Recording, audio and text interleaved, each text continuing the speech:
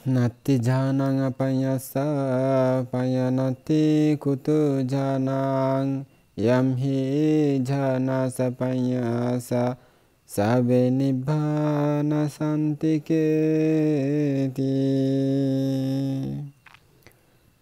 আমি সর্বপ্রথমে যার অমৃতময় ধর্ম দেশনা শ্রবণ করে বিশ্ববাসী আজ বিমুগ্ধ, সেই মহাকারণিক তথাগত অরহৎ সম্যক সম্বুদ্ধকে আমি বন্দনা নিবেদন করছি। অতঃপর ত্রিরত্নের অকৃত্রিম কৃতজ্ঞ পূজারী শ্রদ্ধাবান শ্রদ্ধাবতী উপাসক উপাসিকাদেরকে আমার মৈত্রীময় আশীর্বাদ জানাচ্ছি। শ্রদ্ধাবান উপাসক উপাসিকাগণ, আজকে আপনাদের সামনে কিছু গম্ভীর বিষয়ে আলোচনা করব। অন্যান্য দিনের মতো কাহিনী বলবো না। বৌদ্ধ ধর্মের সবচেয়ে গুরুত্বপূর্ণ বিষয় যে ধ্যান সাধনা পদ্ধতি, নির্বাণ লাভের উপায়, কিভাবে দুঃখ থেকে মুক্ত হওয়া যায়, এই বিষয় নিয়ে আলোচনা করব। শ্রদ্ধা করে শ্রবণ করবেন, কারণ এই আলোচনা সবসময় পাওয়া যায় না। আপনারা যত বেশি শ্রদ্ধা করে শ্রবণ করতে পারবেন ততই আপনাদের মঙ্গল। কাহিনী এগুলা কিছু শুনলেন, কিছু বাদ দিয়ে আর কিছু শুনলেন, এগুলা বোঝা যায়, কিন্তু এগুলা কিছু বাদ দিয়ে শুনবেন না। এগুলো দুঃখ মুক্তির উপায়। সঠিক ধ্যান পদ্ধতির আলোচনা করব। এই যে ধ্যান পদ্ধতির আলোচনা করব, এটা ভগবান বুদ্ধ আবিষ্কার করেছিলেন। পরবর্তীতে ধ্যানের পদ্ধতি অনেক রকম হয়ে গেছে, সঠিক ধ্যান পদ্ধতি হারিয়ে গেছে, তাই অনেক চেষ্টার ফলেও দুঃখ মুক্তি মিলে না। তো আমরা যে ধ্যান পদ্ধতির এখন আলোচনা করব, বুঝে নেবেন এই পদ্ধতি অনুযায়ী চলে অনেকেই অরহত্ত ফলে প্রতিষ্ঠিত হয়েছিলেন। বার্মার একজন সুবিখ্যাত অরহত ও বিমলা মহাতেরো মোগক সেদবান্তে নামে পরিচিত ছিলেন। উনি ছোটকাল থেকে ত্রিপিটক শাস্ত্র অধ্যয়ন করে, তারপরে দ্বিতীয় বিশ্বযুদ্ধের সময় যখন বোমা পড়তেছিল বার্মায়, তখন একটা গুহার আশ্রয় নিয়ে তিনি সেই সমাধি প্রজ্ঞা অনুশীলন করে এই বিশ্বযুদ্ধ চলাকালীন অবস্থায় ওখানে ধ্যান করতে করতেই অরহত্ত ফল লাভ করেছিলেন। তো উনি ওখান থেকে বেরিয়ে এসে মানুষকে সে মুক্তির পথ দেখিয়ে দিয়েছিলেন। ওনার প্রদর্শিত পথ অনুযায়ী চলে আরও 7 জন নাকি দুঃখ থেকে মুক্ত হয়েছিলেন, নির্বাণ সাক্ষাৎ করেছিলেন। তো এই পথটি যদি সঠিক না হতো তাহলে কোনো দিন নির্বাণ লাভ সম্ভব হতো না। প্রমাণস্বরূপ ওনারা যখন দেহ ত্যাগ করেছিলেন, সেই দেহ থেকে ধাতু পেয়েছিল। তা সত্যিকার অরহৎ না হলে দেহ আগুন দিলে, পুড়িয়ে দিলে ধাতু হবে না, এমনি সব পুড়ে ছাই হয়ে যাবে। আমরা সাধারণ মানুষ, সাধারণ যারা তারা আছে, তারা যখন মারা যায় পোড়াই দিলে আগুনে সব খেয়ে ফেলে, পুড়ে ছারখার হয়ে যায়। কিন্তু যারা অরহৎ তারা প্রমাণ রেখে যান যে তাদের দেহ আগুন দিলে ধাতু হয়ে যায়। চোখ পোড়া যায়নি, বান্তের কেশ লোম এগুলো পোড়া যায়নি, তারপরে হাড়ের যেগুলো ভিতরে ছিল এগুলো ধাতু হয়ে গেছে, এগুলো ধাতু পাওয়া গেছিল। তিনি প্রমাণ দিয়ে গেছিলেন তিনি অরহৎ ছিলেন। এরপরে যারা 7 জন বলছি ওনারাও প্রমাণ দিয়ে গেছেন অরহৎ হয়েছেন। তো এই ধ্যান পদ্ধতি অনুযায়ী চলে এনারা যে অরহত্ত ফল লাভ করেছেন, এই ধ্যান পদ্ধতি মিথ্যা হতে পারে না। আপনারাও এই ধ্যান পদ্ধতি অনুযায়ী চললে তাহলে আপনারাও মার্গফল লাভ করতে পারবেন। সুন্দর করে বুঝতে হবে, তাহলে আপনারা নিজের বাড়িতে বসেও ধ্যান করতে পারবেন। তো আমি যে গাথাটি বলেছি, নাত্তি জানাং পাইয়াসা পাইয়া নাত্তি কুতু জানাং ইয়াম হি জানাসা পাইয়াসা সাবে নিব্বানা শান্তি। বুদ্ধ এটা বলেছেন যে আজকে যার ধ্যান পদ্ধতি বিষয়ে আলোচনা করব, উনিও বলেছেন আসলে জ্ঞান ছাড়া ধ্যান হয় না, ধ্যান ছাড়া জ্ঞান হয় না। যার থেকে ধ্যান এবং জ্ঞান দুটি আছে তিনি যে নির্বাণের নিকটবর্তী, অর্থাৎ নির্বাণ তার কাছে, নির্বাণ পাবে। সেই জন্য ধ্যানও লাগবে, জ্ঞানও লাগবে। মনে করেন আমি অনেক বড় শাস্ত্রবিদ, ত্রিপিটক শাস্ত্র অভিজ্ঞ, কিন্তু ধ্যান করি না, আমার মার্গ লাভ হবে না, দুঃখ মুক্তি আসবে না, নির্বাণ আসবে না।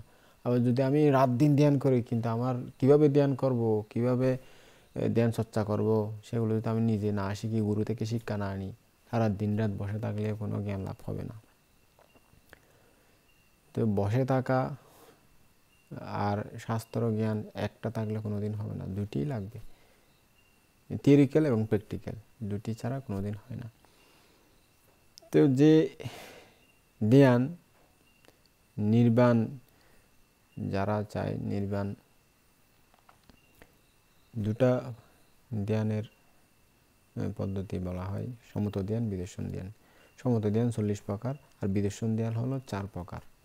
এটা অনেকে জানেন না, অনেকে বলেন বিদর্শন ভাবনা 1 প্রকার, 4 প্রকার, এগুলো এমনি বলছে। তরকারির উপমা দেয় অনেকেই, তরকারি যেমন খেলে ওখানে মরিচ, লবণ, পেঁয়াজ সবগুলো খাওয়া হয়ে যায়, হলুদ টলুদ মশলা, এরকম একটা ধ্যান পদ্ধতি করলে আর 4টাও অনুশীলন হয়ে যায়, এরকম বলেন। কিন্তু আসলে এরকম নয়, 4টা সম্পূর্ণ আলাদা। যার যেটা অনুশীলন করতে মন চায়, যার সংস্কারের সাথে যেটা মিলে সেটাই করতে হবে, সেটা করলে তাড়াতাড়ি ফল পাওয়া যাবে। সবচেয়ে বড় কথা হলো আপনি যে ধ্যান করুন না কেন, এই যে 4টা ধ্যান পদ্ধতি, কায়ানুপাসনা, বেদানুপাসনা, চিত্তানুপাসনা, ধাম্মানুপাসনা, 4টা ধ্যান পদ্ধতি আপনি যে পঞ্চস্কন্ধের উদয় বিলয়কে দেখতে হবে আর কি। কায়ানুপাসনা নিয়ে করলে রূপস্কন্ধের উদয় বিলয় নিয়ে ধ্যান করতে হবে। বেদনানুপাসনা করলে বেদনার অনুভূতির ফিলিংসের উদয় বিলয়কে নিয়ে ধ্যান করতে হবে। আর চিত্তানুপাসনা করলে চিত্ত বা বিজ্ঞান বা মনের উদয় বিলয়কে নিয়ে ধ্যান করতে হবে। আর ধাম্মানুপাসনা করতে হলে সংজ্ঞা সংস্কার 2টা স্কন্ধকে একসাথে উদয় বিলয় দেখতে হবে, ধ্যান করতে হবে। তো আমাদের এই ধ্যান পদ্ধতির মধ্যে 3টা প্রচলিত আছে, ধাম্মানুপাসনা প্রচলিত নাই। যেহেতু ধাম্মানুপাসনা অনেক কঠিন ধ্যান, 2টা স্কন্ধকে একসাথে উদয় বিলয় দেখতে হয়।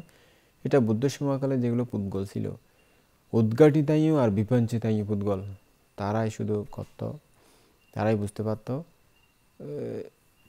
আর বর্তমানে এগুলো চর্চা নাই, কেউ করে না, যেহেতু এটা কঠিন। তো যেগুলো সহজ, কায়ানুপাসনা, বেদনানুপাসনা, চিত্তানুপাসনা, এগুলাই চর্চা হয়, এগুলাই এখন মানুষ চর্চা করে, দুঃখ মুক্তির পথে এগিয়ে যায়। তো যার সংস্কার যেটা ভালো লাগে, যার সংস্কারের সাথে মিলে যায়, যেটা উদয় বিলয় দেখতে যার যেটা সুবিধা লাগে, সহজ মনে হয়, সেটাই করবেন। যেমন হাতের কাজ শেখার সময় এক একজনের এক এক হাতের কাজ শিখতে ভালো লাগে, তো যার যেটা ভালো লাগে সেটাই করলে তাড়াতাড়ি অ্যাডভান্স হওয়া যায়, অগ্রসর হওয়া যায়। এটা এই ধ্যান পদ্ধতিও ঠিক একই রকম। তো যারা ধ্যান করবেন সংস্কারের সাথে একটু মিলিয়ে করবেন, তাহলে একটু অগ্রসর তাড়াতাড়ি হওয়া যাবে। আর অন্য সংস্কারের সাথে মিল না রেখে করলে অগ্রসর হওয়া যাবে, একটু ধীরে হবে আর কি। যেটা 1 মাসে পারবেন সেটা 20 দিনে, 1.5 মাস 2 মাস লাগবে, এরকম আর কি। 20 দিন হলে সেটা 1 মাস লাগবে, এরকম আর কি। যাই হোক, বিদর্শন ধ্যান 4 প্রকার। এর মধ্যে আজকে আপনাদের সামনে চিত্তানুপাসনা ধ্যান বিষয় নিয়ে আলোচনা করব, অর্থাৎ চিত্ত নিয়ে কীভাবে বিদর্শন ভাবনা করা যায়, চিত্তের উদয় বিলয়কে বা মনের বিজ্ঞানের উদয় বিলয়কে কীভাবে দর্শন করে বিদর্শন ভাবনা চর্চা করা যায়, অর্থাৎ দুঃখ মুক্তির পথ খোঁজা যায়। আপনারা সুন্দর করে শুনবেন, মনোযোগ দিয়ে শুনবেন। প্রথমে ধ্যান করতে গেলে কি কি করতে হয় সে সম্পর্কে অবশ্যই জানা প্রয়োজন। আপনি সম্পূর্ণ পদ্মাসন বা অর্ধপদ্মাসনে বসবেন। পদ্মাসন এরকম বলে, এটাকে পদ্মাসন বলে, আর অর্ধপদ্মাসন এরকম বলে, এরকম সুখাসন এরকম বলে, অর্ধপদ্মাসন এরকম সোজা শরীর সোজা করে রাখতে হবে, এইভাবে সোজা রাখবেন। নিজের দৃষ্টি, চোখের দৃষ্টি 2.5 হাত দূরত্বে রাখবেন। এভাবে বসলে শরীর সোজা হবে এবং ঝুঁকে পড়বে না এবং বাঁকা হবে না। তারপর চোখ বন্ধ করবেন, এভাবে চোখ বন্ধ করবেন। চোখ বন্ধ করে নাকের আগায় দৃষ্টি নিবদ্ধ করে আশ্বাস ও প্রশ্বাসকে দেখতে থাকুন। নিঃশ্বাসে ঢুকতেছে আর বের হচ্ছে, সেই দিকে এক মনে এক ধ্যানে দৃষ্টি রাখবেন। শ্বাস প্রশ্বাসের মধ্যে যেন আপনার মন নিবিষ্ট থাকে, আপনার মন ওখানেই লাগিয়ে রাখবেন, অন্য চিন্তা করবেন না। ধ্যান করলে অন্যদিকে মন চলে যায়, কোথায় আমরা কি করতেছি, কোথায় কাছে, কোথায় যাচ্ছি, এগুলো কি কি চিন্তা এসে যায়। অতীতের বিষয় চিন্তা করে, ভবিষ্যতের বিষয় চিন্তা করে, বর্তমানের বিষয় চিন্তা করে, ছেলের, মেয়ের, নাতি নাতনির, জামাইয়ের, বউয়ের, এই নানান রকম চিন্তা, ব্যবসা বাণিজ্যের নানা রকম চিন্তা এসে যায়। তো এগুলো করা যাবে না। সবসময় না, আমার কাজ বানতে বলছে, আমার কাজ এখানে শ্বাস প্রশ্বাসে মন নেওয়া কঠিন, তবে কঠিনকে করতে করতে করতে সহজ হয়। ছোট বাচ্চার জন্য হাঁটা চলা অনেক কঠিন, কিন্তু ও বারবার চেষ্টা করতে করতে ছোট বাচ্চাটা হাঁটা শিখে যায়। ধ্যান পদ্ধতিও ঠিক একই রকম। আমাদেরকে যখন ইংলিশ অঙ্ক পড়ানো হয় ছোট থাকতে, কঠিন লাগে, এবিসিডিগুলো পড়তে মন চায় না, কিন্তু পড়তে পড়তে পড়তে আমরা সব কিছু অঙ্ক, শাস্ত্র, এবিসি, ইংলিশ সবগুলো সহজ হয়ে যায়। সব কিছু এরকম দুনিয়াতে। এই ধ্যানটাও একটা পদ্ধতি, একটা বিদ্যা। এটাও করতে করতে করতে করতে একদিন সহজ হয়ে যাবে। দীর্ঘদিন করতে হয়, এটা একটু কঠিন সাবজেক্ট, যেহেতু দীর্ঘদিন অভ্যাস করতে হয়, চর্চা করতে হয়, তাহলে অবশ্যই পারা যাবে। এই যে শ্বাসের প্রতি মন রেখে শ্বাস টানলে টানছি বলে জানুন, আর শ্বাস ছাড়লে ছাড়ছি বলে জানুন। এইভাবে করতে থাকুন। যদি মন শ্বাস প্রশ্বাস থেকে বিচ্ছিন্ন হয়ে যায়, তাহলে আবার শ্বাস প্রশ্বাসে মনকে নিয়ে আসুন। এভাবে করতে করতে মন একাগ্র হতে থাকবে। শ্বাস ও প্রশ্বাসে মন যদি 30 মিনিট সময় পর্যন্ত থাকে, তাহলে সমাধি পরিপক্ক হচ্ছে বলে আপনি নিজেই জানবেন। পরিপক্ক হচ্ছে বলে আপনি নিজেই টের পাবেন, নিজেই বুঝতে পারবেন। আরও করতে থাকুন, দিনকে দিন সময় নিয়ে করতে থাকুন। একদিনে যদি ধ্যানে 18 ঘন্টা সময় দিতে পারেন, 18 ঘন্টা ধ্যানে সময় দিতে পারেন, 18 ঘন্টা চর্চা করতে পারেন, তাহলে তাড়াতাড়ি সমাধি উৎপন্ন হবে। আনাপানাসতিটা বসে করতে পারলে বেশি তাড়াতাড়ি আসে। বসে বলতে 18 ঘন্টা যে বসেই থাকবেন এরকম না, হাঁটা চলা কিছু করবেন, তারপরে বেশিক্ষণ বসে থাকবেন, তারপর আস্তে আস্তে সমাধি উৎপন্ন হবে, মন একাগ্র থাকবে। জিনিসটা বলতে সহজ, কিন্তু করা অনেক কঠিন। যারা দুঃখের তাড়নায় তাড়িত, তারা এই কষ্টটা করলে দুঃখ মুক্তি পাবেন, এটা যদি বিশ্বাস করেন তাহলে করবেন। দুঃখ যাদের সহ্য হয় না, তারাই এই পথে এগিয়ে যাবে। তো এরকম সমাধি হতে থাকলে, সমাধি বাড়তে থাকলে নানা রকম নিমিত্ত আসবে আপনার, এই সেই কত রকম কিছু আসবে, সেদিকে আপনি নজর দেবেন না। মন শুধু শ্বাস প্রশ্বাসেই রাখুন, শ্বাস প্রশ্বাসকেই আপনি দেখতে থাকুন। এটাকে সমত ভাবনা বলা হয়, অর্থাৎ মনকে এক জায়গায় ধরে রাখা, এটার নামই সমত ভাবনা। খুব সহজ সমত ভাবনা। সমত ভাবনায় সমাধি লাভ হলে মন প্রশান্ত হবে এবং সুখে শান্তিতে বাস করা যায়। এই সুখ অন্যান্য সুখ থেকে অনেক বেশি সুখতর হয়। সমত ভাবনা থেকে আমাদের বিদর্শন ভাবনায় যেতে হবে, বিদর্শন ভাবনা চেষ্টা করতে হবে। সমত ভাবনায় নির্বাণ লাভ হয় না। সমত ভাবনা মন একাগ্র হয়, এরপরে অনিত্যতা বুঝে নির্বাণ লাভ করতে হয়। তো অনিত্যতা বুঝার জন্য বিদর্শন ভাবনা চর্চা করতে হবে। এখন আমি বিদর্শন ভাবনার বিষয়ে আপনাদেরকে বলবো। বিদর্শন ভাবনা করার জন্য ধ্যান কেন্দ্র বা বিহারের কোনো অভাব নেই, যেখানে সেখানে বিদর্শন চর্চা হয়। তো যেমন আমাদের দেশে ধ্যান কেন্দ্রের অভাব নেই, তেমনি বিদর্শন ভাবনার বিধিও নানা রকম আছে। গুরু অভাব নেই, অনেক গুরুয়ে অনেক রকম বিদর্শন ভাবনা শিক্ষা দেয়, নানা রকম বিদর্শন নীতি। বুদ্ধ শিক্ষা দিয়েছিলেন কিন্তু 4 ধরনের বিদর্শন ভাবনা। এখন কত রকমের বিদর্শন ভাবনা আবিষ্কার করে মানুষকে শিক্ষা দিচ্ছে, কত ধরনের কত নিয়ম এ বলতেছে আমারটা ঠিক, এ বলতেছে আমারটা ঠিক, ও বলতেছে আমারটা ঠিক, ও বলতেছে আমারটা ঠিক। তো এটা যারটা হোক, কিন্তু বুদ্ধের কথার মধ্যে থাকতে হবে। আর অনিত্যতা, সেগুলো জানতে হবে, অনিত্য বিষয়ে জানতে হবে। অনিত্য যতদিন উপলব্ধি হবে না, উদয় বিলয় যতদিন দেখবেন না, পতিত্ব সমুৎপাদক কার্যকারণ চারির্য সত্য আর্যষ্টাঙ্গিক মার্গ যতদিন বুঝতে পারবেন না, ততদিন অনিত্যতা বুঝতে পারবেন না। এগুলো বুঝতে হবে। তো বুঝে শুনে গুরু নির্বাচন করবেন। ভগবান বুদ্ধ বলেছেন, তার 45 বছর ধর্ম ছাড়ার সময় 40 বার বলেছিলেন ভালো সৎ গুরু সন্ধান নিতে। যেই গুরু শিক্ষা পেয়ে আমি দুঃখ থেকে মুক্ত হতে পারবো, এরকম গুরু সন্ধান নেবেন। তাহলে আপনি দুঃখ থেকে মুক্ত হয়ে অবশ্যই নির্বাণ সাক্ষাৎ করতে পারবেন। তো এই নানা রকম বিদর্শন ভাবনার মধ্যে, বিদর্শন নীতির মধ্যে আমরা আজকে আলোচনা করতেছি চিত্তানুপাসনা। আপনাদের বা আমাদের সবচেয়ে উপযুক্ত বিদর্শন ভাবনা হলো চিত্তানুদর্শন, অর্থাৎ নিজের চিত্তকে ভাবনার বিষয় করে ভাবনা চর্চা করা, ধ্যান করা। এটাকে চিত্তানুপাসনা বলে। বিদর্শন ভাবনায় চিত্ত দুই প্রকার। একটা হলো মরা বা মৃত চিত্ত, আর 2 নম্বর হলো জীবিত চিত্ত। অর্থাৎ উৎপত্তি ও বিনাশ হয়ে যাওয়া এক প্রকার চিত্ত, আর সেই উৎপত্তি ও বিনাশকে দর্শন করে এমন আর এক প্রকার চিত্ত। মনে করুন এক চিত্ত উৎপন্ন হয়ে গেছে, সেই চিত্তের স্বভাব হচ্ছে উৎপত্তি, স্থিতি, তারপর আবার বিনাশ। চিত্তের বিনাশ হয়ে যাওয়ার অর্থ হলো মরে যাওয়া, অর্থাৎ মৃত্যু। সেই মৃত চিত্তকে আর একটা জীবিত চিত্ত দর্শন করে।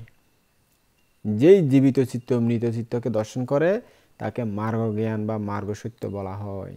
বুঝে নেবেন শ্রদ্ধাবান উপাসক উপাসিকাগণ। প্রথম চিত্তের উৎপত্তি ও বিনাশকে যে দ্বিতীয় জীবিত চিত্ত দিয়ে দর্শন করার নিয়মকে বিপাসনা বা বিদর্শন ভাবনা বলে। তাহলে দেখা যাচ্ছে যে বিদর্শন ভাবনা করাটা মোটেই কঠিন কাজ নয়, অনেক সহজ কাজ। বুঝতে পারলে, বুঝতে না পারলে কঠিন। আমরা অনেক বিমান চালানো কাজকে কঠিন মনে করি, কিন্তু এটা যে চালাতে পারে তার জন্য সহজ, আমার জন্য কঠিন। আমরা অনেক কঠিন কাজ, ইন্ডাস্ট্রিয়াল যেগুলো কাজ, এই যে কি কি আবিষ্কার করে বিজ্ঞানীরা, এগুলোকে কঠিন মনে হয়। আরে এরকম করছে, কেমনে পারে? কিন্তু যে আবিষ্কার করছে তার জন্য সহজ। এগুলো এরকম, যে জানে তার জন্য সহজ ধ্যান পদ্ধতিগুলো, দেখার নিয়মগুলো। যে না জানে তার জন্য কঠিন। এখানে এই জন্য বলা হয়েছে বিদর্শন ভাবনা করাটা মোটেই কঠিন কাজ নয়। কারণ মৃত চিত্তকে জীবিত চিত্ত দিয়ে দর্শন করতে পারলেই হলো, তখন বিদর্শন ভাবনা হয়ে গেল। নির্বাণ এভাবেই আসবে। আবার বলছি উপাসক উপাসিকা আপনাদেরকে, উৎপত্তি ও বিনাশ হয়ে যাওয়া চিত্তকে পরবর্তী উৎপন্ন জীবিত চিত্ত দিয়ে দর্শন করার নিয়মকে বিদর্শন ভাবনা বলে। চলতি ভাষায় বলতে গেলে নিজের মরাকে দর্শন করতে পারলেই বিদর্শন হলো। এখানে আর কোনো কিছু নাই, নিজের মৃত্যুকে নিজেই দর্শন করা। তো উৎপত্তি ও বিনাশের অর্থ হলো জন্ম মরণ। এই জন্ম মরণকে দুঃখ সত্য বলে। সেই জন্ম মরণকে যেই চিত্ত দর্শন করে তাকে মার্গ জ্ঞান বা মার্গ সত্য বলে। তাহলে বোঝা যাচ্ছে যে নিজের জ্ঞান দিয়ে নিজের মরাকে দর্শন বা জানতে পারলেই বিদর্শন হলো। অনেকে আবার মনে করেন যে পাহাড়ে, পর্বতে, গভীর গুহায় আর গভীর জঙ্গলের মধ্যে যেখানে বাঘ ভাল্লুকের ভয় আছে, সেরকম জায়গায় গিয়ে বিদর্শন ভাবনা করতে পারলেই তবে বিদর্শন হয়। এরূপ ধারণা কিন্তু পুরোপুরি সত্যি নয়। কারণ চিত্তের উৎপত্তি ও বিনাশ আমাদের নাম রূপের মধ্যেই আছে, পঞ্চস্কন্ধের মধ্যেই আছে, এই শরীরের মধ্যেই আছে। আবার চিত্তের উৎপত্তি ও বিনাশকে যেই চিত্ত দর্শন করে তাও নাম রূপের মধ্যেই আছে। তার মানে আমাদের শরীরটাই আমাদের বিদর্শন ভাবনার কেন্দ্রস্থল। আমি কিন্তু আবার অরণ্যে, জঙ্গলে, গুহায় গিয়ে ধ্যান না করার জন্য বলছি না। আবার সবার অরণ্যে জঙ্গলে গিয়ে ধ্যান করার সময় সুযোগও হয় না, সবাই সেই সুযোগ আছে না, সবাই যেতেও পারে না। এখানে মুখ্য বিষয় হলো অরণ্য জঙ্গলে এগুলো হলো যে শান্ত নিরিবিলি পরিবেশ, ওখানে গিয়ে ধ্যান করতে পারলে একটু তাড়াতাড়ি হয় এটা আর কি। তবে এখানেও যে হয় না এরকম না, শান্ত নিরিবিলি জায়গায় ধ্যান সাধনার পক্ষে উপযোগী জায়গা বটে। তবে গ্রামাঞ্চলে শান্ত নিরিবিলির সময়ে করতে পারলে হয় এটা আর কি। তবে আপনাদের বুঝতে হবে যে আসল কথা হচ্ছে নিজের মৃত্যুকে নিজে জানতে পারলেই হলো। তখন যতটা জানতে পারবেন ততটা তৃষ্ণা কয়, এটাই মুখ্য বিষয়। বনে গিয়ে যদি আপনি গ্রামের কথা ভাবেন, গ্রামের কথা মনে পড়ে, শহরের কথা মনে পড়ে, পরিবারের কথা মনে পড়ে, অনেক বিষয় নিয়ে ভাবনা চিন্তা চলে আসে, তাহলে সেরূপ বিদর্শন ভাবনা নিষ্ফল ও নিরর্থক হবে। যদি এখানে থেকেও সুন্দরভাবে বিদর্শন ভাবনা চর্চা করে তাহলে অনেক ভালো। এরকম অনেকে আছেন জঙ্গলে গিয়ে আজে বাজে চিন্তা করেন, কারণ ধ্যান পদ্ধতি জানে না, এমনি জঙ্গলে ঢুকে গেছে। অনেক গুরুরা বলে এই বই একটা নিয়ে জঙ্গলে ঢুকে যাও, অনেক বড় বড় খ্যাতিমান বান্তারা বলতে শুনি, এই বই একটা নিয়ে জঙ্গলে ঢুকে যায়। তো জঙ্গলে তো বাঘ ভাল্লুক এগুলো থাকে, তো জঙ্গলে ঢুকে গিয়ে কী করতো? আগে শিক্ষা নিতে হবে, ভালো করে ট্রেনিং প্রাপ্ত হতে হবে, ওখানে গিয়ে ধ্যান চর্চা করতে হবে। তো ওখানে দিয়ে যদি আজে বাজে চিন্তা করে মন বিরক্তিতে ভরে যাবে। একজন বুদ্ধের শিষ্য, উনি জঙ্গলে যেতে চাইছিল, ওনাকে কিন্তু বুদ্ধ নিষেধ করছে, বলছে যাইও না, তোমার জঙ্গলে যাওয়ার প্রয়োজন নেই, তুমি এখানে ধ্যান চর্চা করো। উপালি বানতে ছিল ওনার নাম। উনি জঙ্গলে না গিয়েও কিন্তু মার্গ লাভ করে ফেলেছে। তো এরকম সবাইকে দিয়ে জঙ্গলে যেতে হবে এরকম না, জঙ্গলে না গিয়েও পারে, তবে যে জঙ্গলে গেলেও সমস্যা নাই। তো পশুপাখিরা মনে রাখবেন, পাহাড় পর্বত বন জঙ্গল গুহা নির্জন নীরব এগুলা গভীর জঙ্গল, এগুলো হচ্ছে সমত ভাবনা করার উপযোগী। সমত ভাবনাকারীদের সবচেয়ে বেশি ভালো, কারণ একটা সামান্য শব্দ সমত ভাবনার পক্ষে খুব কটু হয়। কারণ সমত ভাবনা করার জন্য নিঃশব্দ শান্ত পরিবেশের প্রয়োজন হয়। এখানে আওয়াজ হলে তাদের মন অশান্ত হয়ে যায়। যেমন দুধকে ভালো দই করতে হলে দুধের পাত্রকে এক সুরক্ষিত জায়গায় রাখতে হয়, যাতে বেশি নড়াচড়া না হয়। কারণ বেশি নড়াচড়া হলে দুধ বসবে না, ফলে ভালো দই পাওয়া সম্ভব নয়। সেই রকম চিত্তকে সমাধিস্থ করতে হলে শান্ত নিরিবিলি পরিবেশের প্রয়োজন হয়। পরিবেশ অশান্ত হলে চিত্তও অস্থির হয়, ফলে সমাধিস্থ হওয়া কঠিন ও দেরি হয়ে যায়। সমত ভাবনায় চিত্ত একাগ্রতা সহজে হয় না আওয়াজ হলে, কিন্তু বিদর্শন ভাবনার জন্য তা প্রয়োজন হয় না। শান্ত বা অশান্ত বনবিহার, গুহা, গভীর জঙ্গল, গ্রাম্য বিহার, যে কোনো স্থানে, বাড়িতে, ঘরে, হাঁটার সময়, চলার সময়, যে কোনো পরিবেশে, যে কোনো সময়ে বিদর্শন ভাবনা চর্চা করা যায়। কারণ বিদর্শন ভাবনায় স্মৃতিপ্রস্থান অর্থাৎ সর্বদা জাগ্রতই প্রকৃত মুখ্য বিষয়। এই জন্য এক পদক্ষেপ বাড়ালেই বিদর্শন হয়, অর্থাৎ আপনি এক পা দিয়ে একটা পদক্ষেপ দিলে ওখানে জ্ঞান লাগিয়ে রাখলে বিদর্শন চর্চা হয়ে যাবে। ওনার মেইন হলো জ্ঞান। আপনার জ্ঞান যদি থাকে তাহলে উদয় বিলে দেখতে পারলে বিদর্শন হয়ে গেল। বিদর্শন ভাবনার অর্থ দর্শন বিজ্ঞান, শ্রবণ বিজ্ঞান, গন্ধ বিজ্ঞান, রসবিজ্ঞান, স্পর্শ বিজ্ঞান এবং মনের ধর্মতাগুলোর উৎপত্তি বিনাশকে দর্শন করা। কাজেই বিদর্শনের স্থান আমাদের শরীরেই, অন্তর্মুখী হতে পারলেই হলো। ভিতরে কি চলতেছে, কি হচ্ছে, সেগুলোকে উদয় বিলয় জ্ঞান দিয়ে দর্শন করতে পারলেই বিদর্শন হলো।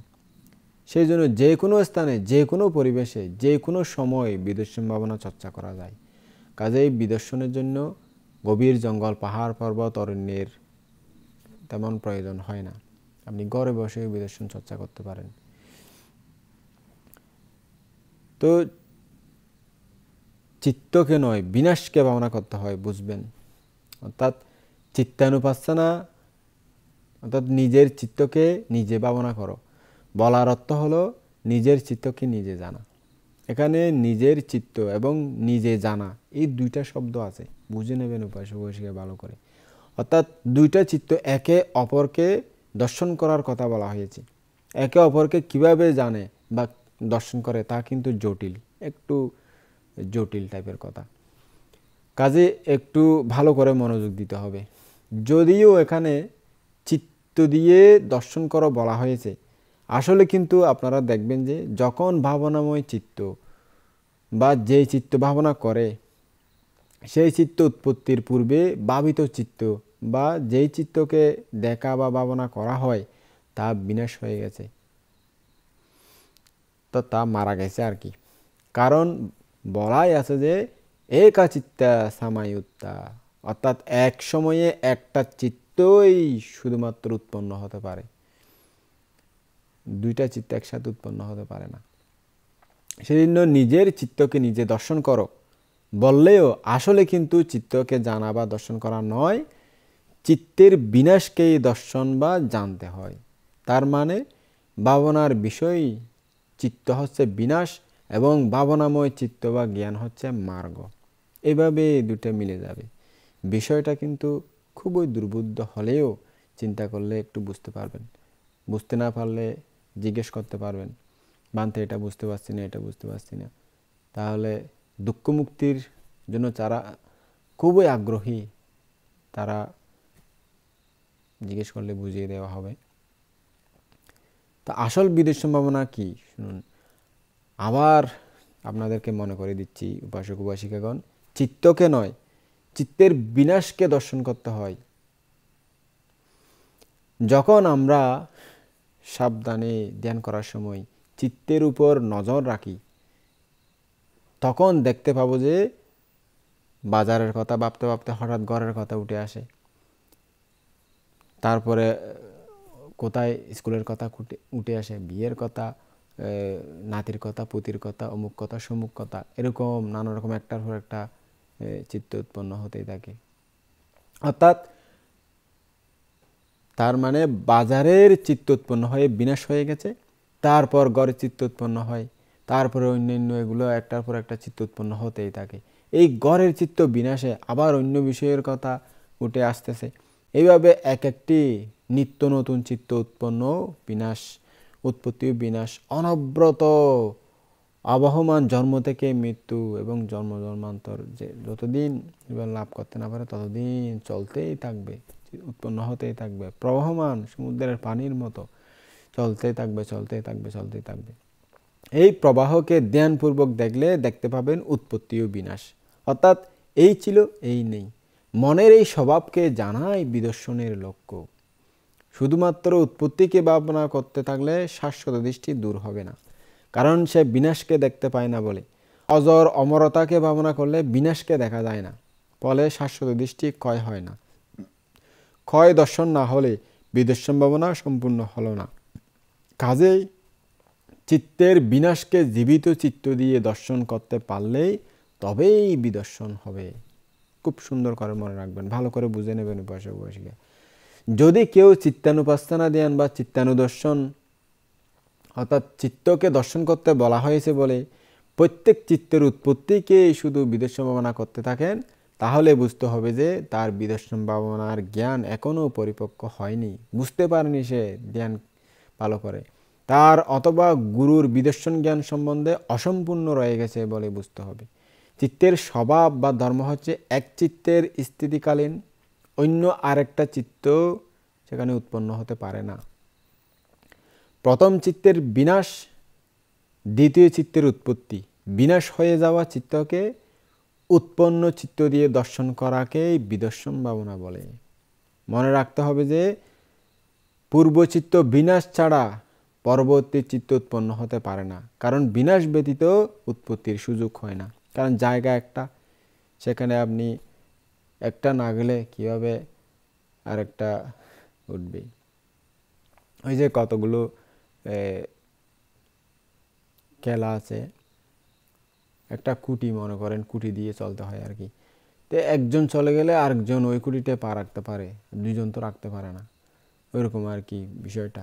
একটা জায়গা, ছোট একটা জায়গা, একটা জিনিস সেটা গেলে ভরে যায়, কিন্তু আরেকটা জিনিস সেখানে যেতে পারে না, ও চলে গেলে তারপর আরেকজন ওখানে একটা জিনিস রাখতে পারে, এরকম বিষয়। যে সাটিপাট্টান সূত্রে বলা হয়েছে সামুদায়া ব্যয়ধর্মানুপাস্তি, অর্থাৎ সমুদয় ও ব্যয় ধর্মানুদর্শী হয়ে বিদেশ সম্ভাবনা চর্চা করার বিষয় বলা হয়েছে। চিত্তানুপাসনা বা চিত্তানুদর্শন, চিত্তকে অনুদর্শন করা, এই কথা বলার সময় তো বলা যায়, কিন্তু প্রকৃতপক্ষে নিজের মরণকে নিজেই দর্শন করা, এটাই বাস্তব। মরণ বা বিনাশকে দর্শন না করলে অনিত্যতাকে বোঝা সম্ভব নয়। সেই জন্য বিদর্শনের অর্থ হচ্ছে বিনাশ বা মরণকে উৎপন্ন বা জীবিত চিত্ত দিয়ে দর্শন করা, এটাই বিদর্শনের সঠিক রাস্তা। অনুদর্শন বা অনুপাসনা যে 4 প্রকার, সেটা আমি আপনাদেরকে আগেও বলেছি। 1 নম্বর হলো কায়নুপাসনা বা কায়নুদর্শন, 2 নম্বর হলো বেদনানুপাসনা বা বেদনানুদর্শন, অনুভূতি বেদনা মানে অনুভূতি বা ফিলিংস। এখানে বেদনা মানে যে আপনারা বাংলা ভাষায় ব্যথা, এটা না, শুধু যে কোনো সুখ দুঃখ উপেক্ষা, ফিলিংস যেগুলো বলে, ফিলিংস, এটাকেই বেদনা বলা হয় আমাদের ধর্মীয় ভাষায়, এটাকে দর্শন করা। চিত্তানুপাসনা বা চিত্তানুদর্শন, মন আর কি, বিজ্ঞান চিত্ত। তো ধাম্মানুপাসন, এটা 4 নম্বর। তো এই 4 প্রকার অনুদর্শনের মধ্যে যে কোনো একটাকে ভাবনা করতে হবে, অর্থাৎ তাদের বিনাশকে অনুদর্শন করাই বিদর্শন। এর প্রমাণ আমরা এই যে মহাসাটিপাট্টান সূত্রে ভগবান বুদ্ধ যে বলেছেন সেখানে দেখতে পাই। যেমন সেখানে বলা হয়েছে সামুদায়া ধাম্মানুপাস্যি বা বায়াধাম্মানুপাস্যি বা চিত্তাস্মিং বিহারাতি। সাটিপাট্টান সূত্রে চিত্তানুপাসনায় বলা হয়েছে আর কি। সমুদয়ের অর্থ হচ্ছে জন্ম নেওয়া এবং বায়া এর অর্থ হচ্ছে বিনাশ বা মরণ, অর্থাৎ জন্ম মরণ। এই জন্ম মরণকে নিয়ে বিদেশ সম্ভাবনা করতে হয়। সংক্ষেপে বলতে গেলে উৎপত্তি বিনাশ বা উদয় বিলয়গুলোকে জ্ঞান দিয়ে দর্শন করার নাম হলো বিদর্শন। দুঃখ সত্যের পর মার্গ সত্য উৎপন্ন হবে। মার্গের অর্থ জানা বা দর্শন করা। কাকে জানতে হবে বললে দুঃখ সত্যকে। দুঃখ সত্য কাকে বলা হয় এরকম বলতে হবে পঞ্চস্কন্ধের আসক্তিকে বলা হয়। 5 প্রকার স্কন্ধ, যেমন রূপস্কন্ধ, বেদনা স্কন্ধ, সংজ্ঞা স্কন্ধ, সংস্কার স্কন্ধ, বিজ্ঞান স্কন্ধ।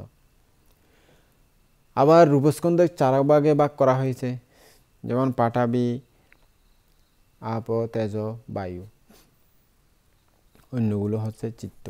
রূপস্কন্ধ 4 প্রকারকে একস্কন্ধ করা হয়েছে, অর্থাৎ রূপস্কন্ধ বলা হয়।